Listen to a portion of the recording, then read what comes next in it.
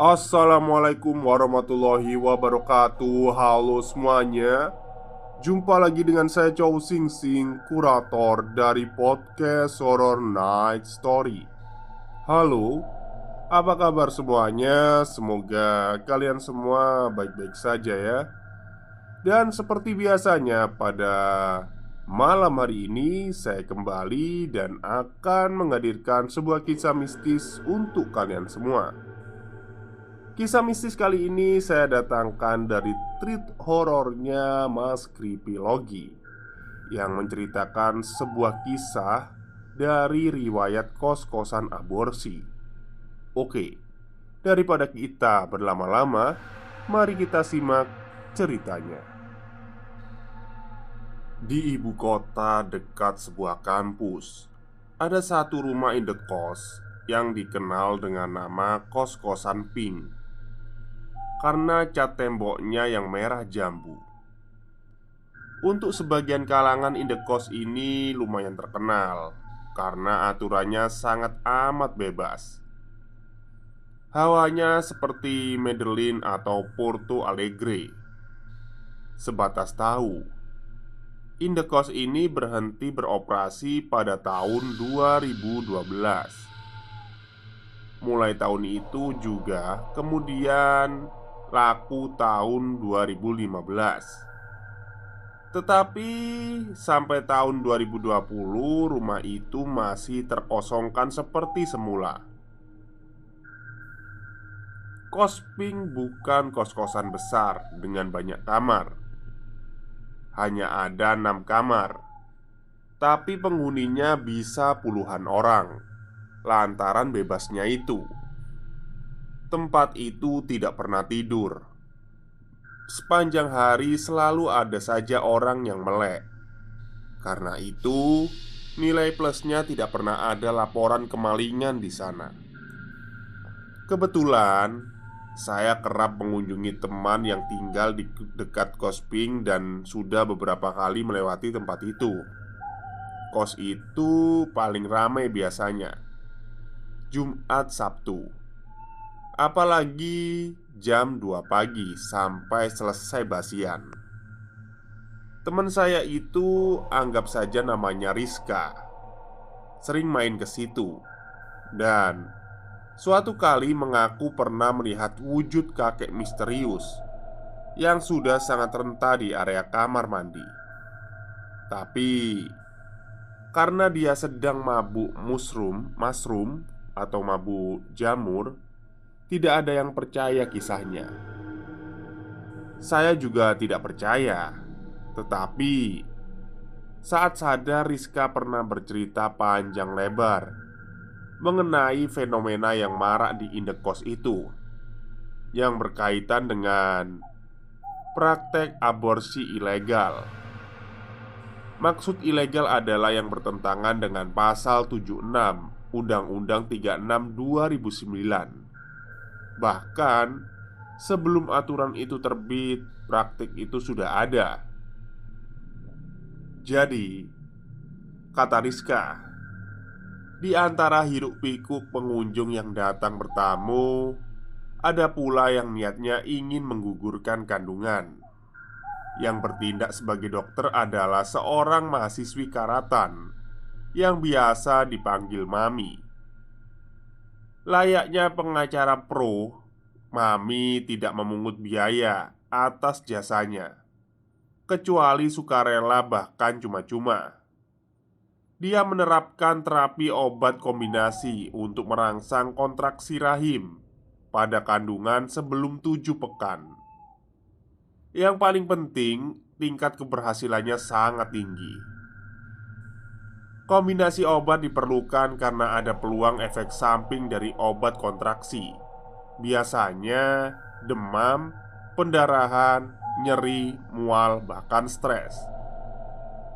Jadi mungkin saja pasien Mami ini diberi misoprostol, paracetamol, dan benzodiazepin yang harus dikonsumsi sesuai kebutuhan. Tidak mudah tentunya mendapatkan obat penggugur kandungan. Untuk paracetamol dan alprazolam sih gampang. Namun, Mami biasanya mendapatkan di daerah jalur Gaza atau Gajah Mada Plaza. Dan wanita itu tidak pernah memberi langsung pada sembarang orang tanpa konsultasi. Itu kode etiknya. Kisah Rizka. Ada kala pasien datang terlambat. Kandungan lebih 7 pekan baru konsultasi. Bagaimanapun, Mami siap tetap untuk melayani. Bahkan tidak jarang para gadis datang saat kandungannya sudah berumur 12 pekan. Sudah alot. Walaupun resiko keguguran tetap lebih tinggi dibandingkan trimester 2. Nah, terkadang Mami juga menginapkan beberapa pasiennya yang kiranya perlu ditangani secara rehabilitatif. Konon, banyak juga gadis-gadis itu bocor di klub, one night stand, atau istilah sekarang itu FWB mungkin ya. Bocor di klub serba salah sih. Dibilang pemerkosaan belum tentu. Dibilang kasihan ya kasihan karena akibatnya. Yang pasti, lebih sulit bagi perempuan menuntut tanggung jawab kepada orang asing daripada pacar sendiri. Nah, Kosping ini punya halaman yang agak luas, sebagian untuk parkir. Sisanya taman tidak terurus. Karena itu akhirnya Mami mengurus sisa tanah itu, yaitu untuk menguburkan janin sepanjang telunjuk jari rahim pasien-pasien yang umur kandungannya sudah memasuki akhir trimester. Masih dicerita Rizka, yang dia ketahui langsung, di pekarangan kos itu pernah dikubur 2 janin oleh ibunya sendiri. Namun, dugaannya lebih banyak dari itu. Ada sekitar 8 janin. Tandanya adalah bekas galian tanah. Praktek tersebut kabarnya berlangsung dari 2008 sampai 2011. Saya cukup penasaran apakah si dokter gadungan ini juga pernah melakukan aborsi atas dirinya. Kata Rizka tidak pernah, sebab dia lebih memilih KB pranikah. Bahkan kepada pasiennya dia selalu menganjurkan itu. Pendek cerita, sejak praktek itu suasana Kosping makin karuan sumpek, makin immoral. Lambat laun aktivitas di rumah itu mulai tercium aparat kepolisian. Saya tanya Rizka, adakah kejadian paranormal setelah itu? Jawabnya, kalau paranormal artinya fenomena visual atau auditori yang sukar dijelaskan nalar sih belum pernah. Akan tetapi, dia kemudian menceritakan sesuatu yang menimpa satu gadis penghuni kos bernama Agustina. Pada 2010 Agustina berkencan lalu berpacaran dengan mahasiswa dari kampus yang berlainan. 6 bulan pacaran, perut Agustina berisi. Pacarnya lepas tangan. Buru-buru menikahi. Memikirkan jalan keluar pun tidak ada nyali. Kabur saja seperti maling. Di ambang putus asa, Agustina memilih jalan pintas, mengeluh pada Mami, mumpung teman satu kos. Sudah barang, pasti saran Mami hanya satu: gugurkan saja. Dan Agustina setuju. Juga dia sudah tahu sejak awal jalan apa yang hendak dipilihnya ketika memutuskan cerita pada temannya ini. Pertama, Agustina diberi obat penggugur lalu ditunggu dulu untuk melihat seperti apa reaksinya. Beberapa kali minum kok masih santai-santai aja. Mami langsung menduga ini pasti kandungannya rembo alias kuat. Maka dia berikan obat lain yang cara kerjanya beda. Setelah ditunggu lagi, rupanya masih kokoh rahimnya. Agustina panik. Demikian pula Mami. Lalu Mami menyarankan pasiennya untuk sabar menunggu 2 pekan lagi, karena menurutnya reaksi terapi itu tidak sama. Namun demikian, Agustina justru tidak sabar. Lebih-lebih kehamilannya telah memasuki akhir trimester 1. Diam-diam jalan pintas pun ditempuh, yakni dia menegak miras berkandungan etanol 40%. Agustina barangkali tidak sadar atau sudah terlalu ekstrim. Ini taruhan besar. Akibat terburuk mengkonsumsi minuman beralkohol saat hamil bukan keguguran, tetapi peluang bayinya jadi cacat. Namun kata motivator, hasil tidak mengkhianati proses. Begitulah Agustina. Suatu malam dia mengalami pendarahan, luber, darahnya kental seperti jeli dari dalam rahimnya. Sekalian longsor pula jabang bayinya. Usia kandungan 16 pekan. Si janin sudah punya otak dan ginjal.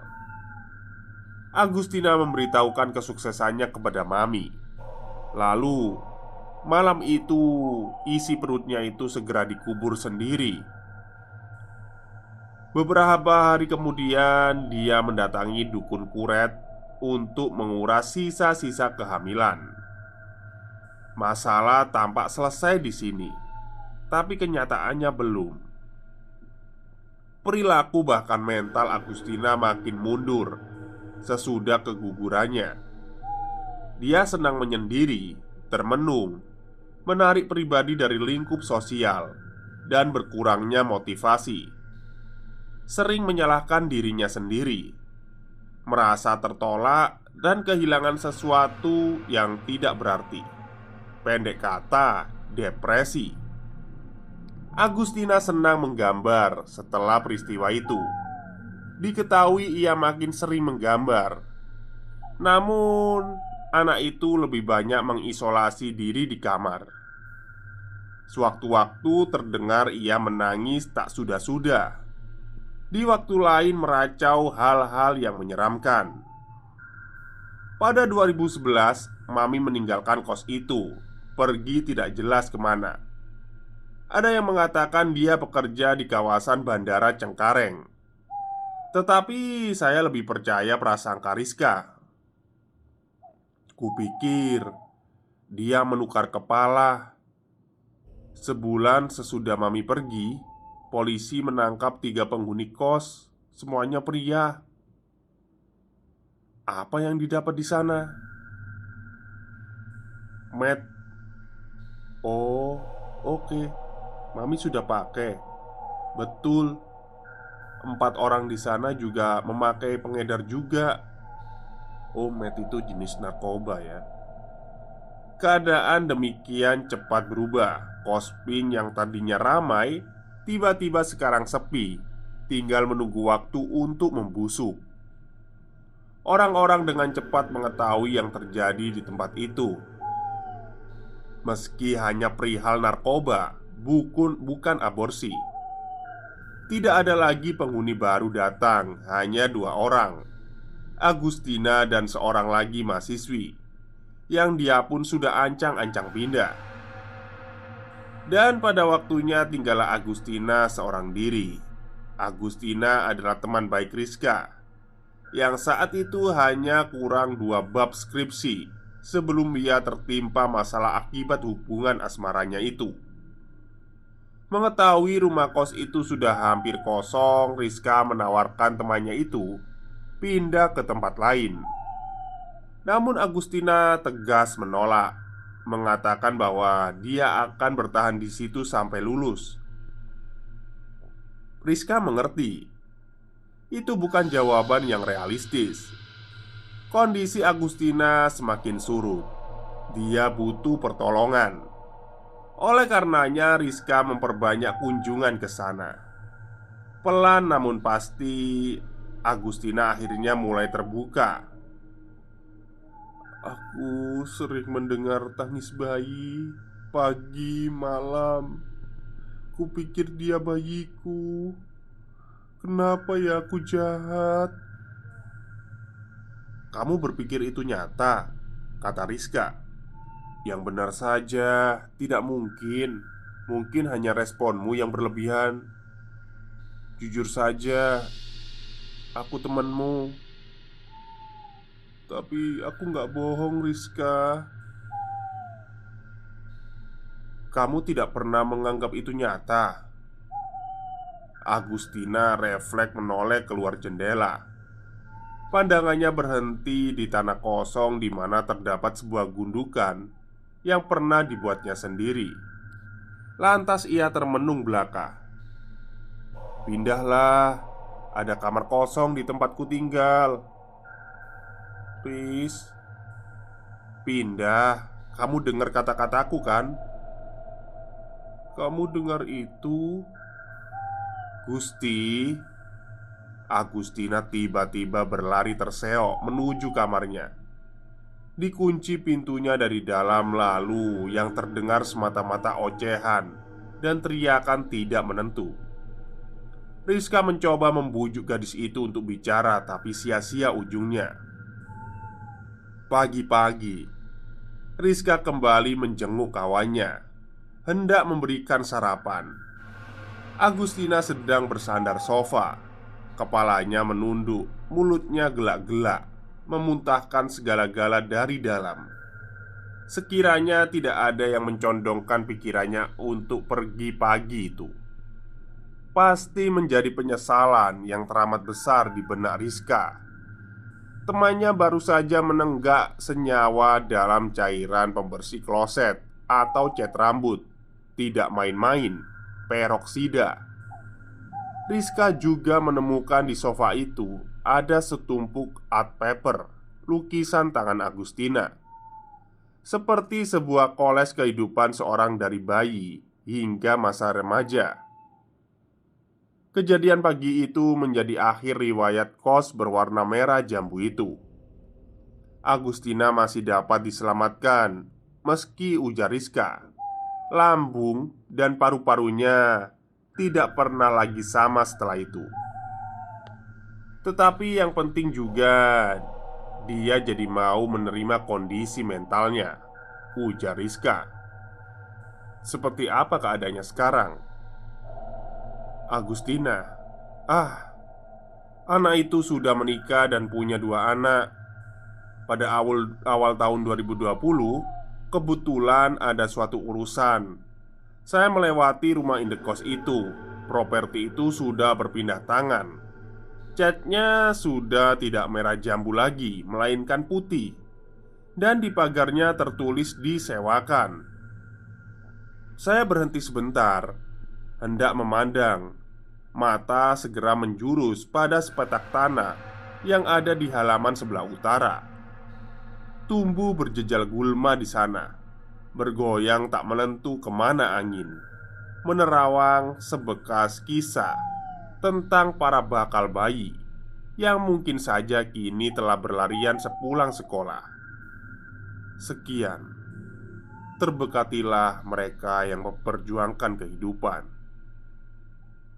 Oke, itulah akhir cerita dari treat horornya Mas Kripilogi tentang kos-kosan aborsi. Jadi kalau kejadian paranormal nggak ada ya. Mungkin lebih ke arah kisah hidup atau ya kisah dari kos-kosan itu sendiri, termasuk Agustina. Baik, mungkin itu saja untuk malam hari ini. Semoga kalian suka ceritanya. Selamat malam dan selamat beristirahat.